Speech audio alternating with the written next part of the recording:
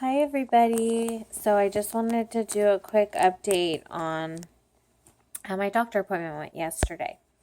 I had a doctor appointment with my gynecologist to go over my blood work that I had done and also to talk about a possible ovulation induction. And here's Gray. Although the visit went fairly well, it did not end the way I wanted it to, which was for her to indeed tell me that she would do, prescribe me like Femera or something like that. And she basically indicated that infertility is not really her strong subject when it comes to family planning, and so she said she just wanted to refer me back to Dr. Gowd, who is the specialist who did my surgery to remove my cyst, and he is the specialist that I saw at the California IVF Center. And we basically made a plan already. So I was like, I know that he is not... Basically, I don't have the medical coverage until at least January 2016.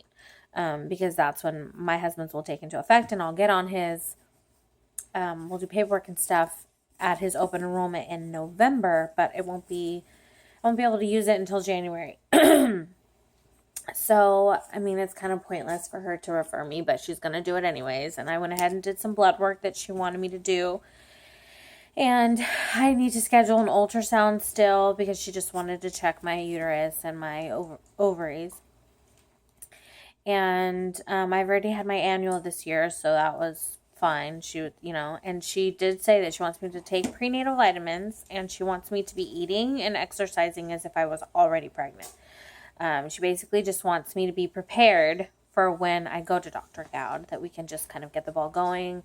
I know the last time I spoke to him, he said that he wanted to do an HSG, and he wanted my husband to have a semen analysis. So I know there's still quite a bit of a road ahead. I mean, I don't know why I was so quick to think that, it would just go exactly the way I wanted it to go, and that she would, prescribe me something right then and there. I don't know why I was thinking that.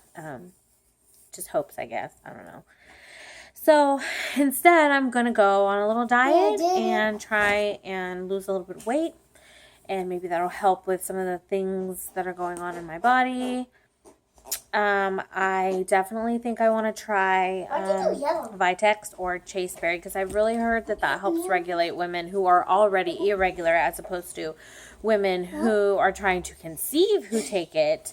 And they have normal periods. Oftentimes I've read, that's when I read things like, oh, it messed up my cycle versus it helped my cycle. I don't get cycles unless if they're induced, so anything is better than nothing at this point. I took it out the rack again. So that was really good. I was really excited about all of that and the outcome of that. I was bummed that my fantasy didn't come true of being able to be prescribed Femera yesterday, but I I'm happy that all of my blood levels were as to be expected for somebody who has a polycystic ovarian syndrome. And so, yeah, I thought it was a plus. And I'm just going to do what I can to move forward and just be as prepared as I can for when I do go see Dr. Gowd. So that's about it. I just wanted to update you guys. Nothing special happened other than, we just discussed what's the next plan of action, and I think we have that in motion. I still need to make my ultrasound, and I'll do that, but I did do blood work as soon as I left my doctor's office because the lab is there. So, yeah. I am on cycle day 5. I think on cycle day 10, just to be on the safe side, is when I'll probably start OPKing, just because you never know. Maybe me shedding my lining.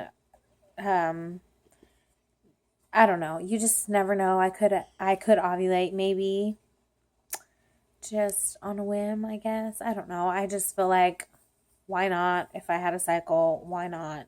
OPK? Why not temp? I mean, it's not going to kill me. That's what I wanted to tell you guys. I wanted to actually show you guys everything, but since I don't have it here with me right now, I'll just tell you.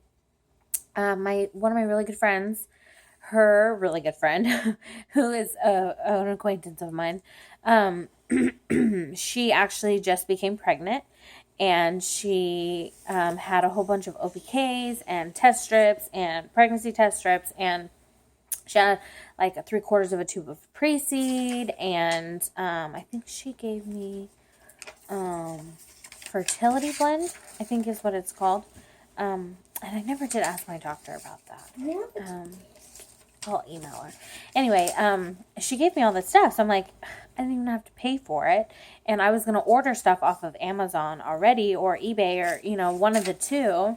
And so I didn't have to do that this month. So that's good. So I said, why not? I'm just going to, OPK and temp and just see how it goes.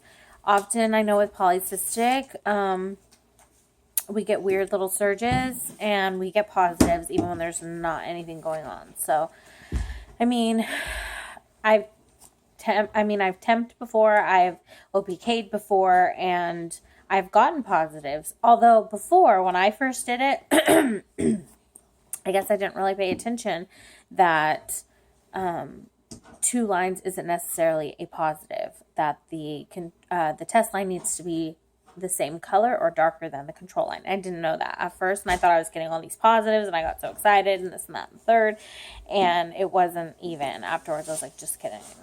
But I know in that one cycle, I know I got a positive. I got it more down the line, so I think even if I wanted to get pregnant, I wouldn't have hit the mark with the baby dancing, because I did it too soon because I thought I got positives. So, anyways, I'm going to do all that fun stuff, and I think I'm going to start on cycle day 10. I'll be on cycle day 6 tomorrow, so I just want to do something, and I'm going to get prenatal vitamins so I can get on that. But anyways, I just wanted to share my experience at the doctor's office. Everybody was really nice. My nurse was nice. I had to go to a new building, and so I left a little bit early so that I wouldn't get lost. And then when I got there, I was excited because I saw the nurse from Dr. West's office, and it just made me feel better because she was familiar and she remembered me, and that made me feel good too. And I love my gynecologist. She's awesome. And so it was a good experience. I felt very heard, and